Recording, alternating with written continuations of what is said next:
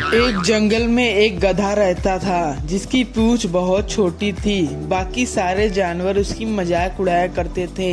एक बार तोता कहता है, इसकी पूंछ इतनी छोटी है तो ये जंगल से चला क्यों नहीं जाता है, झूठ मूठ में अपनी मजाक उड़वा रहा है। एक बार बारिश शुरू हो गई और तोता बहुत घबरा गया कि उसका घोंसला उड़ न जाए। फिर पेड़ जोर से हिलने लगा।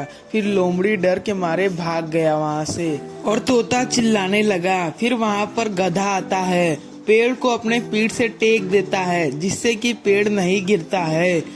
तोता ये सब देखकर बहुत ज्यादा हैरान हो जाता है। वे बहुत ज्यादा अफसोस करता है।